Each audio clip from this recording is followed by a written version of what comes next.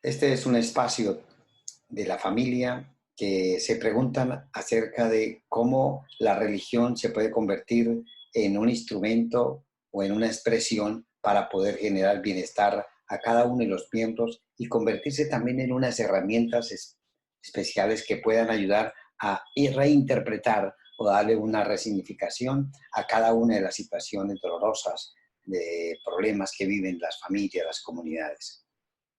Para ello es necesario que si hablamos de el actual pluralismo religioso, las distintas expresiones de religiosas hacia lo sagrado, es importante poder ver cómo esas experiencias religiosas se han convertido en piezas importantes para poder darle luz y aliento a las personas. Sin embargo, uno podría preguntarse, ¿eso sí es válido? ¿Eso tiene alguna base? ¿Eso no tiene una raíz? ¿Cómo era la comunidad primitiva? ¿Eso existía desde antigüedad? ¿Cómo funcionaban los antiguos? ¿Cómo surgió la comunidad primitiva? ¿Será que se llamaba iglesia también? ¿O se llamara de otra manera? ¿Cómo se llamaba y cómo funcionaba? Ese es el tema que nos trae aquí a trabajar en este espacio que tenemos en este momento. Para eso vamos entonces a compartir un espacio. Revisemos entonces algunas de las bases bíblicas que nos dan una evidencia cómo estaban las iglesias formadas. En Hechos 1:14 dice que todos se reunían y estaban constantemente unidos en oración. María, la madre de Jesús, varias mujeres más y los hermanos de Jesús. Entonces, está hablando de un grupo de personas aquí y en cabeza está la parte femenina, una mujer. Está hablando y le caracteriza como la madre de Jesús. Todavía dice que varias mujeres y los hermanos de Jesús, pero no da sus nombres. Más atrás, en el versículo 13, aparecen los nombres de los hombres que estaban allí presentes en esa casa de oración.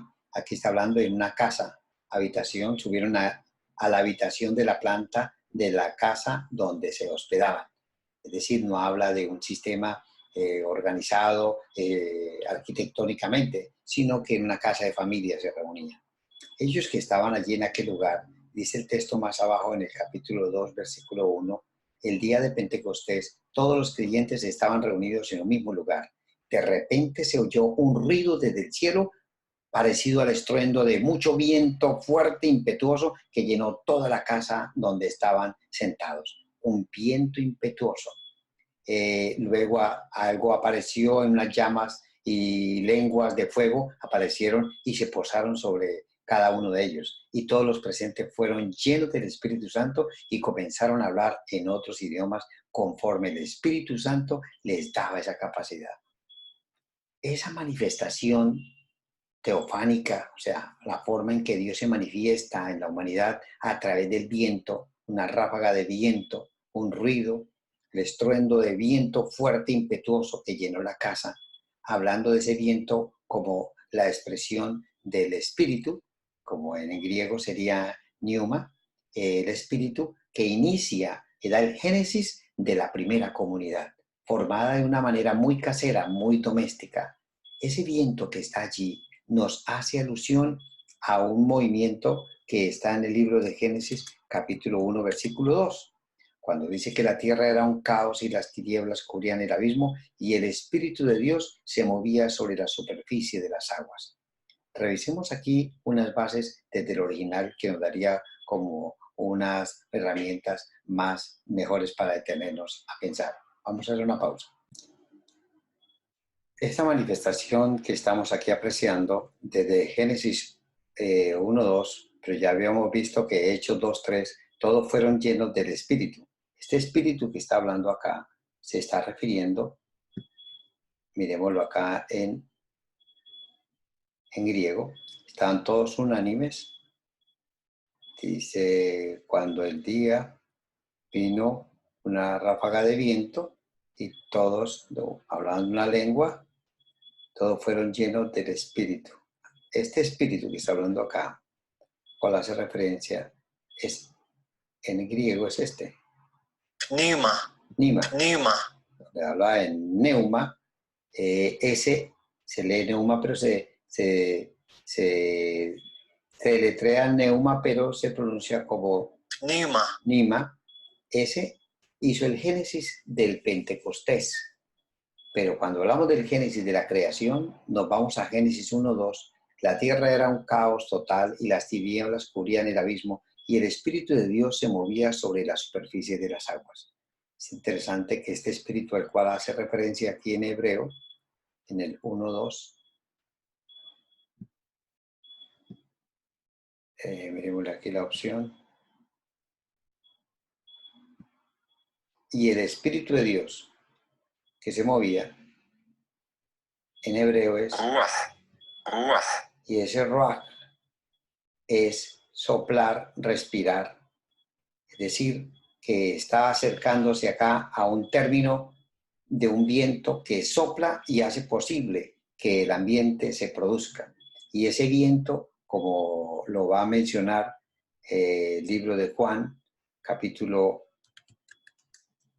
3, el versículo 3 en adelante, dice que el viento, cuando habla del viento, para hacer referencia a que no creía Nicodemo, él va a verlo de una manera sorprendente. No te sorprendas de que te haya dicho tienes que nacer de nuevo.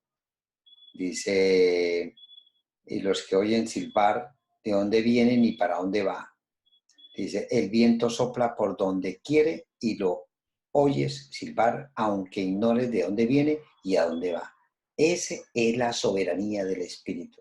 Él hace las cosas como Él cree que son mejor.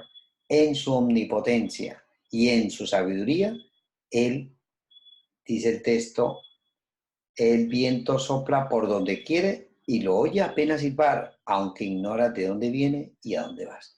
No sabemos. Esa palabra ignorar nos lleva a pensar que no conocemos, y si lo ignoramos no sabemos las razones ni las causas.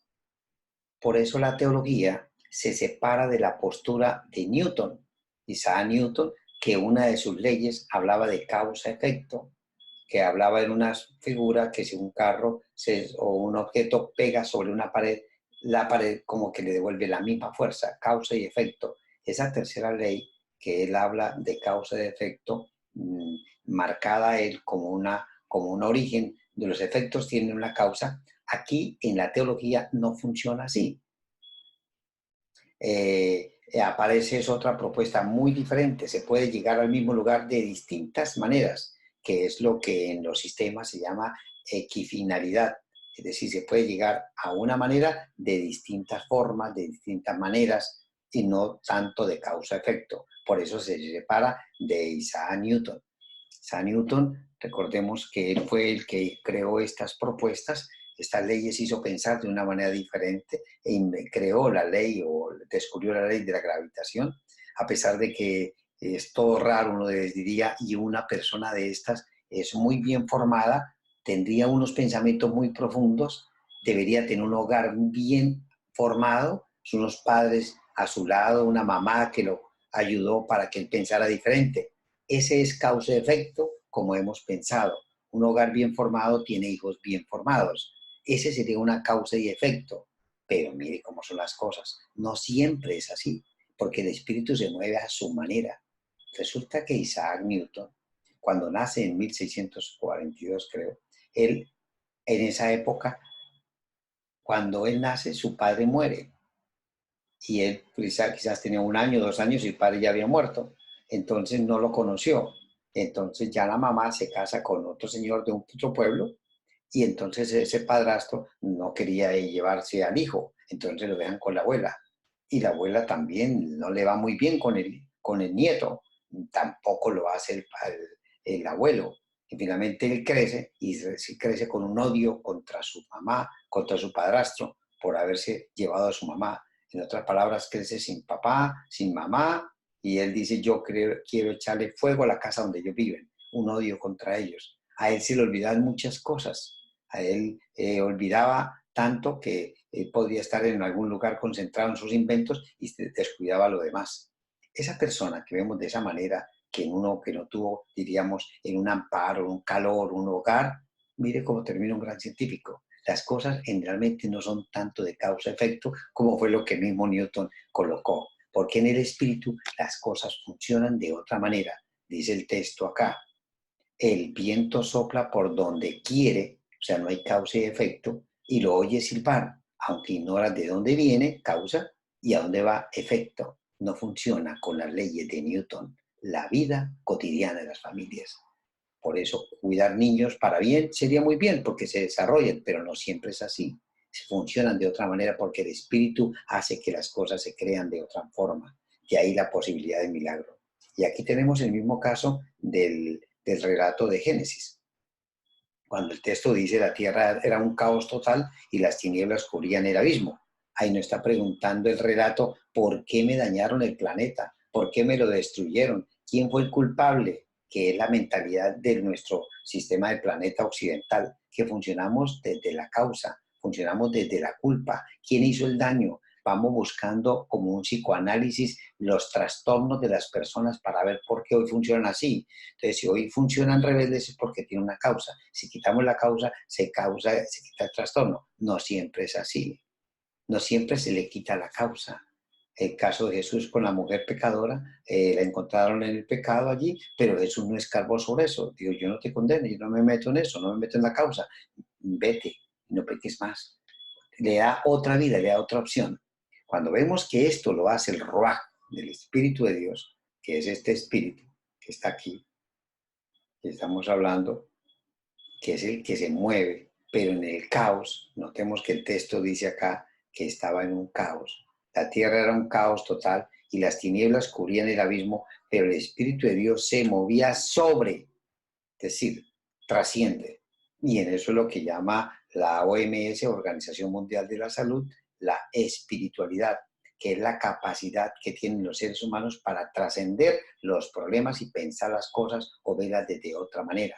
Aquí tenemos el espíritu que está sobre las aguas, sobre los problemas, y dijo, hágase la luz, y la luz se hizo. Y empezó a funcionar de ese modo. Aquí estamos teniendo el génesis de la creación, pero también estamos teniendo en Hechos el génesis de la iglesia. Mirándolo de ese modo, podríamos entonces empezar a sentar unas bases. Cuando ya hablamos de la iglesia, hoy día, y nos referimos a Hechos de los Apóstoles nos va a presentar una multiforme variedad de expresiones. ¿Cómo no era la iglesia como tal que nosotros hoy decimos? Pues miremos los pasajes de qué manera nos va a hablar ese espíritu y cómo ese espíritu a su manera que rompe las fronteras, rompe los paradigmas para crear nuevas opciones, es la que vamos a revisar en este momento. De este modo, cuando nos acercamos al hecho de los apóstoles, entonces ese recorrido que hacemos en ese libro, que es muy significativo de Hechos de los Apóstoles, es para prácticamente recorrer el Evangelio del Espíritu Santo, o sea, las buenas noticias del Espíritu Santo. Ese testamento de Jesús, que cuando resucita, no es hablar y dejar el reino de Israel, como preguntaba uno de los discípulos, sino explicar acerca de esa fuerza del Espíritu Santo que vendría sobre los discípulos y sobre hombres y mujeres que serían los testigos de Jerusalén en toda, empezando por Jerusalén, Judea, Samaria y hasta los confines de la tierra, que es lo que estaba diciendo acá el texto. Y todos los que estaban reunidos en él le preguntaron, Señor, ¿es ahora cuando vas a restaurar el reino de Israel? Las personas preguntaban sobre el reino de Israel, pero es que el texto a hablar es acerca del reino de Dios. Durante 40 días se les apareció y les habló acerca del reino de Dios. Ellos están hablando acerca del reino del Espíritu de Israel, pero él iba a hablarle acerca del reino de Dios. Y ese reino de Dios es este, que el Espíritu Santo vendrá, cuando venga el Espíritu Santo sobre ustedes, recibirán poder y serán mis testigos en estos territorios. Y ese sería el mover. Por eso serían los hechos del Espíritu Santo, porque es en cada una de las comarcas que se va extendiendo en distintos lugares, es el Espíritu que trasciende y el Espíritu es creativo. Entonces, donde hay un caos, hay un problema de familia o dificultades de las comunidades, hace que alguien del grupo trascienda y vea la situación de otra manera. Entonces está envuelto, está ungido por el Espíritu para poder ver las cosas o los problemas de la familia de una manera muy diferente que otra persona no lo vería. Su presencia que se ve de este Espíritu está en todos los momentos de la iglesia y de la misión. Más aún cuando hay un muro que impide trascender o pasar, es el Espíritu Santo el que rompe esas fronteras o da como una visa, una licencia para pasar a otro lado. Por eso en muchos casos se refiere que el Espíritu Santo rompió unos esquemas, rompió unas murallas, rompió unas paredes, rompió un ambiente para poder crear otras posibilidades. Pedro en el caso se enfrentó al Sanedrín y él dice que lleno del Espíritu Santo, miremoslo acá en el 4:8, Pedro lleno del Espíritu Santo le respondió, gobernantes del pueblo y ancianos, hoy se nos procesa por haber favorecido a un inválido y se nos pregunta cómo fue sanado. Sepan pues que todos de Israel que este hombre está aquí delante de ustedes sano gracias al nombre de Jesucristo de Jerusalén. Pero el texto arriba está diciendo lleno del Espíritu Santo. Ahí están los hechos del Espíritu Santo que está haciendo posible que las cosas funcionen de una manera muy diferente. El versículo 5:33 va a decir hechos. Vea cómo pone, cuando está ungido por el Espíritu Santo, cómo hace que los otros funcionen. Dice el texto, y a los que oyeron esto se les subió la sangre a la cabeza y querían matarlos. O sea, el Espíritu Santo cómo trastorna, cómo transforma, cómo crea otras posibilidades. Rompe los muros de Jerusalén y lleva a la gente a otros confines. Donde los apóstoles estaban encerrados allí, ahora los hace trascender. Recordemos que en el Hechos capítulo 6, cuando ellos estaban funcionando a través de solo, dice, en aquellos días, al aumentar el número de los discípulos, se quedaron los judíos de habla griega, se quejaron contra los de habla aramea de que sus viudas eran desatendidas. Así que los 12 reunieron. Entonces hablamos de dos grupos. Los 12 que pertenecían a un grupo cerrado y vinieron y ungieron a unos judíos de habla griega que se le llaman helenistas. Esos helenistas son siete de hombre de reputación, dice, y estaba Esteban, estaba Felipe, estaba Prócoro, estaba Nicanor y Timón, bueno, y a Parmena, Nicolás, prosélito de Antioquía, que eran de origen griego, convertidos, obviamente judíos convertidos al cristianismo, pero que procedían no de Jerusalén, sino que venían de afuera. Por eso el Espíritu hace posible que ese sistema cerrado se rompa para darle la oportunidad a estos que son helenos, que son griegos, para que ellos sean los que lleven el Evangelio a otras regiones. Más adelante se va a ver cómo este Felipe que está aquí, que es griego, es el que le va a hablar a ese eunuco que viene de Etiopía.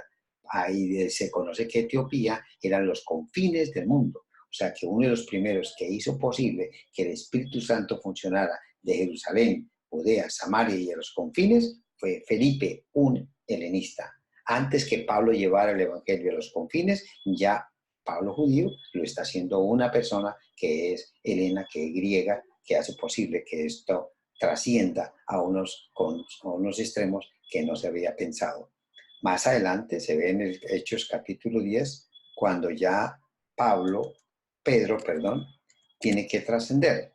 Pedro ya tenía que cambiar, romper esa estructura férrea que tenía y él fue llevado a vivir a una casa de un tal Simón, pero dice que en la casa del Simón era un tal curtidores de cueros, o sea que en ese lugar, se imagina el olor que había, eran cueros de animales, obviamente muertos, y trabajar con prendas muertas para un judío se veía como inmundo, pero aquí lo tenemos, y está durmiendo allá, comiendo allá, descansando allá. Recordemos que eso fue hace 2000 años. No habían los inodoros que tenemos hoy día, ni los lavamanos que hay hoy día. Entonces, los pisos no habían los elementos de higiene como los hay hoy día. Entonces, imagina el olor, las moscas, las cucarachas, los ambientes que habían. Y allí estaba el Pedro, sacado de la comarca de Jerusalén, donde estaban quizás en un ambiente mejor, y llevado hasta Cesarea, que era un puerto del Mediterráneo. Y allí se encontraba en aquel lugar cerca, ¿no? Porque no, obviamente Cesarea, cerca a Cesarea. y el Espíritu dice que lo lleva. Vivió en Cesarea un centurión, Cornelio, a donde él tiene que ir. Después él tiene que pasar por su mente la visión de Pedro, donde ve un lienzo, y el Espíritu lo lleva a que cambie su pensamiento. Dice, pero ¿cómo si yo no puedo hacerlo? Y rompe ese pensamiento para ir a visitar a Cornelio. Y cuando ya visita a Cornelio en aquel lugar, mientras Pedro dice, mientras tanto los hombres enviados por Cornelio lo visitaron, y al día siguiente Pedro se fue con ellos acompañados de algunos creyentes de Jope, y un día después llegó a Cesarea Cornelio, que era un romano, que era pagano, que tenía los ídolos dentro de la misma casa. Estaban esperándolo con los parientes y amigos íntimos que habían reunido en una casa. No había un protocolo, no había los esquemas que tenemos hoy de culto, sino natural, en medio de un paganismo, dos religiones aquí cruzadas, un pluralismo religioso incluido allí. Y allí le dice Cornelio salió a recibirlos y postrándose delante de él, le rindió homenaje. Él entró a esa casa y Pedro hizo que se levantara y le dijo, ponte de pie, que soy un hombre como tú. Y Pedro entró a la casa conversando con él y encontró muchos reunidos. Entonces les habló así. Ustedes saben que la ley prohíbe, bueno, que la ley prohíbe que un judío se junte con un extranjero o lo visite. Es decir, esa es la estructura que tiene. Pero Dios me ha hecho ver que a nadie llame impuro o inmundo. Rompió el muro, rompió el esquema, porque el espíritu se mueve a su antojo, a su manera. Esas son las raíces de la iglesia, que no se amarra a un esquema doctrinal que lo ata o lo amarra, sino que lo rompe para crear posibilidades de relaciones con las personas. El sistemas estructurales, los dogmas son muy buenos porque le permite tener orientación a una comunidad, pero también tiene sus límites. Hay que revisar a qué punto y se convierte en el límite que hay que trascenderlos para poder crear un lazo con una persona, como se está viendo ahí. Por eso cuando mandaron a mí, vine a ver, no puse ninguna objeción. Ahora permítame preguntarles, ¿para qué me hicieron venir? Pues no sabía. Cornelio contestó, hace 4 días también le cuenta lo mismo, me pasó. O sea que él no sabía por qué y el otro tampoco sabía por qué estaban allí. Y ese es Dios el que ha hecho todo lo que el Señor te ha encomendado que nos diga.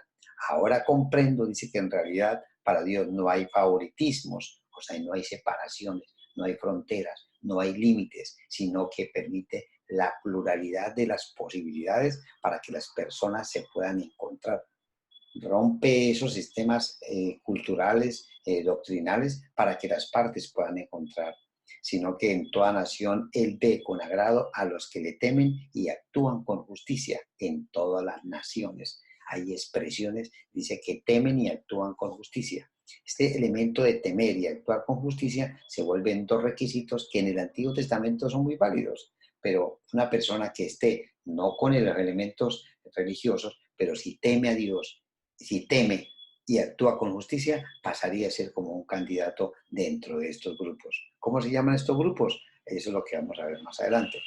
Bueno, después vemos acá cómo en el capítulo 13, posteriormente, se ve que el Espíritu Santo es el que lleva a 13:3.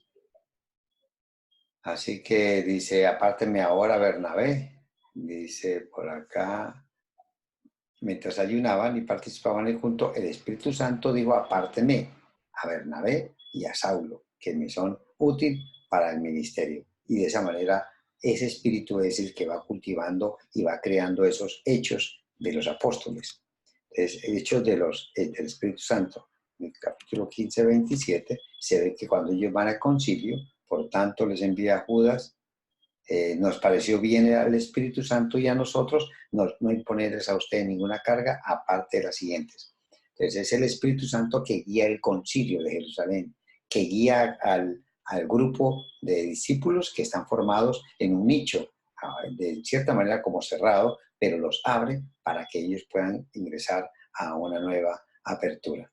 Y así sigue ascendiendo la lucha del Espíritu Santo para que de esa manera la palabra se vaya extendiendo paso a paso.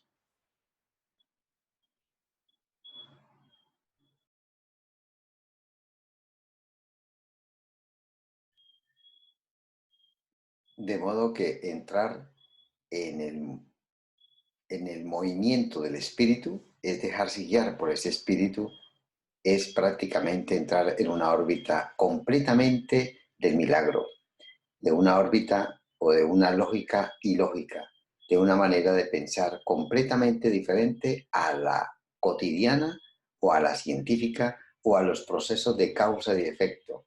Ya no es en ese proceso donde se camina o donde se esperarían las explicaciones. Entrar en el movimiento del espíritu es entrar en una órbita diferente.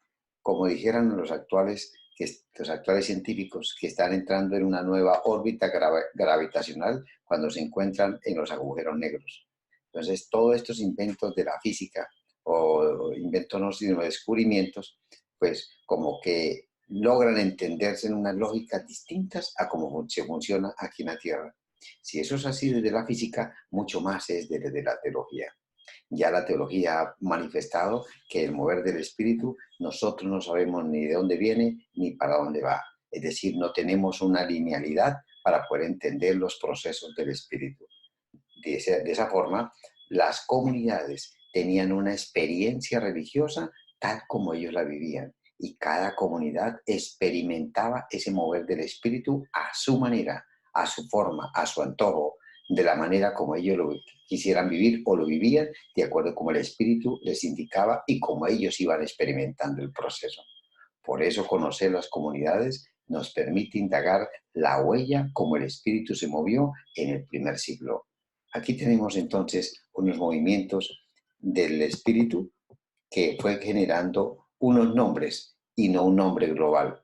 O sea, que no podemos decir que de una sola manera para uniformar a las comunidades, sino que lo que tenemos registrado en los textos sagrados es experiencias de las comunidades que tuvieron con Dios, experiencias de lo sagrado, experiencias del fenómeno religioso, cómo ellos esa experiencia la vivieron, pues cada documento lo fue registrando y cada uno se fue llamando de manera muy diferente.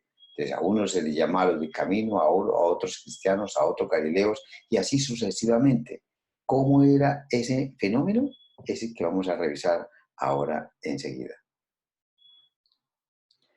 Este gráfico nos ilustra la manera como las comunidades fueron creciendo y cómo cada uno fue expresando la experiencia religiosa que fueron teniendo y la manera como los autores inspirados documentaban esas experiencias religiosas y cómo cada grupo fue llamándose de modo muy diferente, cada localidad fueron apropiándose de unas nominaciones muy exclusivas, muy particulares. ¿Cómo ocurrió todo este fenómeno en medio de todo ese red de los cristianos o de los grupos que vivieron en aquella época? Vamos a revisarlos más despacio. Entonces, así como en el Antiguo Testamento el Espíritu se movió y creó el Génesis, de la misma manera en el Nuevo Testamento se mueve a su manera y crea el Génesis. Así como desde el caos lo convirtió en un paraíso, aquí también en medio de un caos de la oscuridad que había en la época del primer siglo, lo convierte en un Génesis, en una nueva creación. Ahí tendríamos entonces el Génesis de la Iglesia, tomando el término iglesia tal como hoy lo vemos como un fenómeno global o universal, donde queremos que todo se piense de una manera uniformada, que es la iglesia como se cree que es. Pero la iglesia era así, era un grupo formal, un grupo unificado y todos pensaban de la misma manera, aunque tenemos el texto que todos eran de la misma fe, de un mismo Señor y un bautismo, pero ¿qué querían decir, qué quiere decir el texto y cómo se aplicaba la situación de la experiencia sagrada que tenían las personas? Revisemos unos elementos que nos ayudan. ¿Cómo surgió el cristianismo después de la muerte de Jesús? ¿Cómo se formó la religión que iba a marcar la ética de los europeos y luego los americanos y latinoamericanos como nosotros? ¿Cómo ese cristianismo que estuvo allí después de que murió Jesús, ese Cristo que ya no lo vemos, sino que se escucha de lo que Él hizo, fue creciendo en las comunidades? ¿Cómo el Jesús que murió en el año 30 se cree, pero ya los autores como James Dunn nos hacen caer en la cuenta que más o menos fue en el año 37 que pudo haber muerto, pero después de esa época hasta después de que las comunidades fueron formándose, las iglesias fueron organizándose, desde allí, ¿qué pasó con ese Cristo? Pues no habían fotografías, no habían grabaciones. Entonces, ¿cómo ellos lograron escribir sobre algo que no habían visto? Especialmente aún los mismos que habían visto la experiencia con Jesús ya habían muerto. Si Jesús murió en el año 37 o 30, si murió en el año 30 teniendo 37 años, entonces de ahí para acá los que hablaron de Jesús eran que contaban acerca de Jesús, no aquellas personas que tenían fotos o grabaciones al respecto. De ahí que cuando se escriben los documentos de las iglesias, son experiencias sagradas que ellos tienen frente a la vivencia que tienen o relación que tienen con Dios. Esa experiencia es la experiencia de fe. De ahí que cuando ellos hablan, hablan de esa experiencia de fe. Cuando dibujan a Jesús, lo dibujan desde esa experiencia de fe. Cuando describen las caminatas de Jesús, las describen desde esas experiencias de fe, más que un hecho histórico literal tal como haya acontecido, sino algo que se ha experimentado posteriormente y esa experiencia es la que se narra. Esa experiencia que formaron las comunidades son las que van a pasar desde Asia a Europa. Y allí en Europa se va a vivir y se va a marcar los derroteros de la ética, de la moral, del bien hacer, de lo que deberían hacer las personas y lo que no deberían hacer. Posteriormente ese mensaje pasa a América y América a Latinoamérica.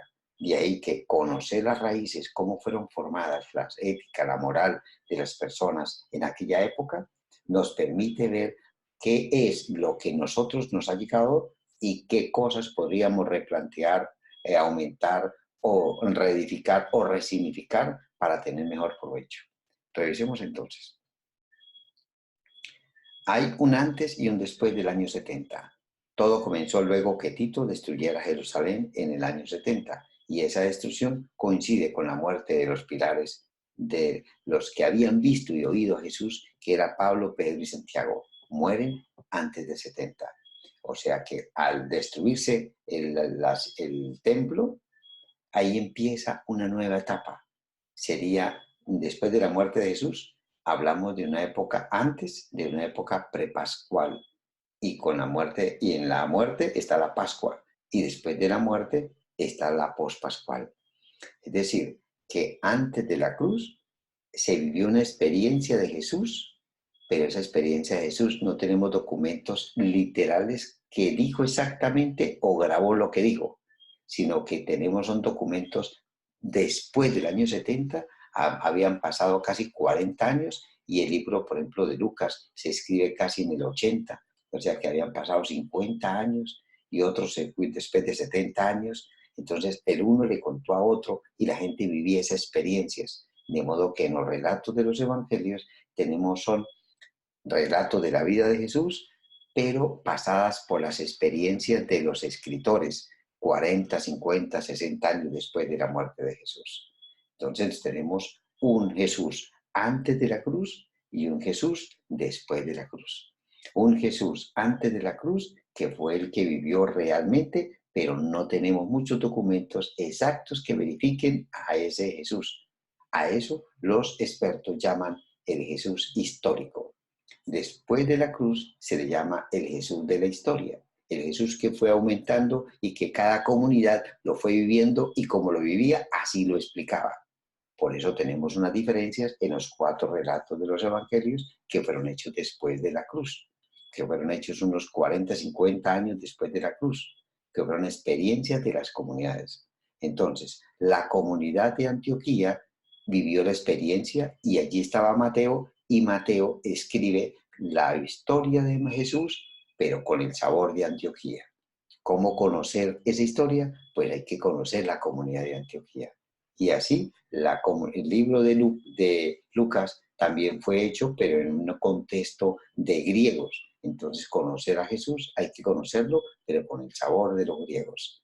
Y así sucesivamente. Entonces, esa experiencia que vivieron allí, ¿cómo sería? Miremoslo antes de Jesús, antes de la muerte de Jesús. Antes de la Pascua, el Jesús desconocido por la religión y Palestina y la religión del judaísmo. Era un Jesús desconocido, no era un tan popular como lo fue después de la cruz, que las mismas comunidades lo hicieron conocer con Pablo. No, aquí, antes de la cruz, era desconocido.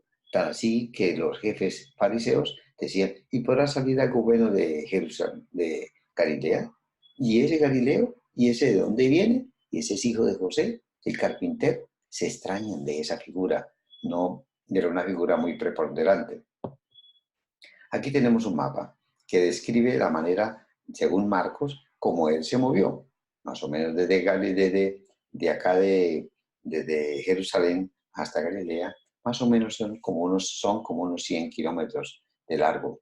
Entonces ese movimiento no fue muy lejos. Fue una comarca, casi en Colombia diríamos, casi dentro de un departamento o menos de un departamento, una región muy pequeña se movió Jesucristo. Más 150 kilómetros, más de ahí no se habrá movido Jesús. Entonces tenemos una experiencia acá que fue bautizado aquí al lado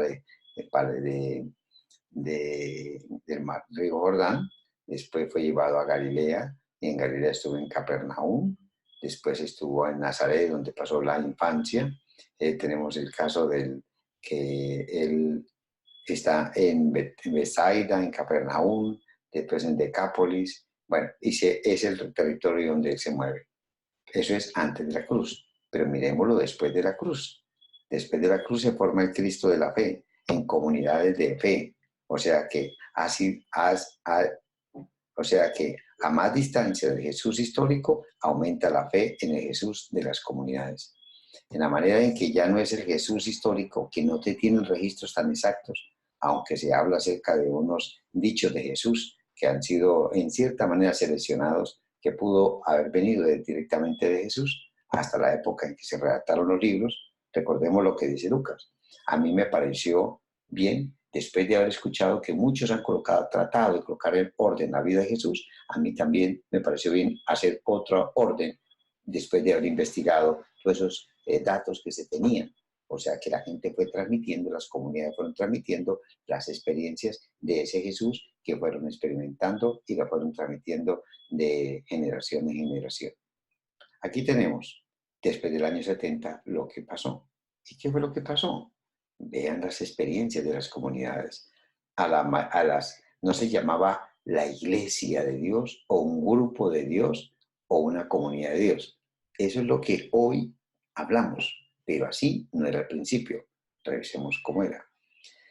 Generalmente cuando Pablo escribe las cartas, las escribe a las iglesias, como iglesias grupales o iglesias que formaban grupos o iglesias individuales. Entonces él escribe a la iglesia de Roma, le escribe a la iglesia de Tesalónica, a la iglesia de Filipo, a la iglesia de Corinto, a la iglesia, el Apocalipsis se escribe a Pérgamo, a Esmirna, a Éfeso, después se escribe los pioneros o los jefes o los que llevan la tutela o la tutoría mejor, que llevan la tutoría de ese Pablo, cuando él muere, describe también a Careta un documento, que son las cartas pastorales. También se describe a Éfeso y hay una experiencia que tiene este Felipe cuando en el camino en Jerusalén, de Jerusalén hacia Jope, en el camino se encuentra con el eunuco y ese eunuco va de Egipto hasta Etiopía, hasta los confines. Hay otra comunidad que es la comunidad de Jerusalén, otra comunidad que es la comunidad de Antioquía, otro que la palabra fue llevada hasta el Ponto. Pero ¿cómo se llamaban esos grupos allí? ¿Se llamaban una iglesia? Sí, de iglesias en algunos lugares, pero en otros, por ejemplo, en el Ponto, según tercera de Juan 15, se le dice los amigos os saludan. Y saludos de estos amigos a los amigos de allá. Es decir, que se denominaban como amigos, no iglesia como tal. Pero en Pedro se le llama a los justos. Si el justo por la fe, si el justo, entonces al grupo de los creyentes se le llamaba justos. En el libro, en la región, en el contexto de Antioquía, cuando vivieron la experiencia religiosa, se les llamaban los del camino, en Hechos 9:2. Y en Hechos 11:26 dice que en Antioquía fue el primer lugar donde se les llamó cristianos por primera vez. Pero allá en Antioquía no pasó igual en otras, porque, por ejemplo, Allí en Jerusalén, cuando se empieza a hablar de Hechos de los Apóstoles, el texto cuando habla acerca del escritor y que el ángel dijo, y Galileos, ¿qué estáis mirando al cielo? Hechos 1:11. Después se dice a los discípulos, en Hechos 6:1, se dice en Jerusalén que los discípulos iban creciendo, se iban añadiéndose más discípulos. O sea que a los que iban convirtiéndose se les llamaba discípulos en esa región. También en la gente de afuera llamaban, como por ejemplo los fariseos, llamaban a Jesús, a los que seguían a Jesús, según Hechos 24, 5 y 14, secta de los nazarenos. Entonces a ellos se les llamaba desde afuera como una secta, pero internamente se vivían como discípulos. Entonces, inicialmente los cristianos eran vistos como una secta porque no eran de la línea de los fariseos. Otro grupo, por ejemplo, en Corinto, al grupo de allí se le llama el Santo Pueblo, también se le llama los elegidos, también se le llama los que invocan su nombre. Allí en Corinto, también esa misma palabra, los que invocan su nombre o el nombre, también aparece en el libro de Hechos de los Apóstoles, allí en Jerusalén. Son dos nombres que están un poco como dentro del colectivo. En Tesalónica se le llama creyentes. Entonces creyentes no es solamente, no es en Corinto, ¿no? En Corinto le llama Santo Pueblo o los elegidos. Y en Tesalónica se le llama los creyentes. En otra comunidad que es en Jerusalén también se le llama creyentes, pero no en todos era un término global. Nosotros hoy día utilizamos un término global y le decimos los creyentes, pero es una manera muy nuestra, no era así al principio. Si estamos notando, el tema se está quedando por partes. Allá se está visualizando cómo cómo la realidad que se está viviendo de manera muy de huella digital, muy dactilar. Es decir, que está quedándose de acuerdo a las comunidades como están ellos viviendo esa experiencia. Muy particular, muy de ellas, muy únicas. Esta pregunta que surge ahora, teniendo este margen ya de ideas más marcadas, la pregunta que surge ahora es, ¿cómo se le llamó a eso que empezó a formarse? Ya lo hemos visto, se le llamó distintos grupos y esos grupos son muy significativos, pero hay que ubicarlos cada uno en su contexto. ¿Qué nos queda esto? Nos queda pensar que lo que estamos viendo acá no es una globalización de la religión, sino un respeto a la diversidad de la religión. Que religión como una relación a lo sagrado que cada comunidad entendía. Por eso vemos como en el libro de Mateo dice que el que cargó la cruz a Jesús fue uno de Cirene. Es decir, acá mirando el mapa, uno de Cirene acá. Fue hasta allá en África, quizás a ver a un judío que pertenecía a Cirene como un punto del África que vino a Jerusalén en la época de las fiestas. Pero también pudo haber sido un prosélito, es decir, un africano, uno de color que vino desde allí y que se le puso a cargar la cruz, según Mateo. La comunidad de Mateo, que se cree que fue dada aquí en Antioquía, leía de esa manera el texto, lo entendía, que fue dado por los años 80 después de Cristo, unos 50 años después. Y luego, cuando uno mira a Juan, dice que el mismo Jesús cargó la cruz hasta el Calvario. Entonces, si él cargó la cruz, según la comunidad de Juan, sería de ese modo. Pero la comunidad de Mateo lo dice que alguien le ayuda a cargar. Ahí empezamos viendo cómo cada tradición tiene un enfoque diferente y cómo cada tradición tiene un modo de enfocar una realidad de modo muy diferente. Ahí aparece la diversidad religiosa. ¿Cómo se formó? Ahí están los términos que ya hemos visto, que ya hemos pasado. ¿Qué concluimos de esto?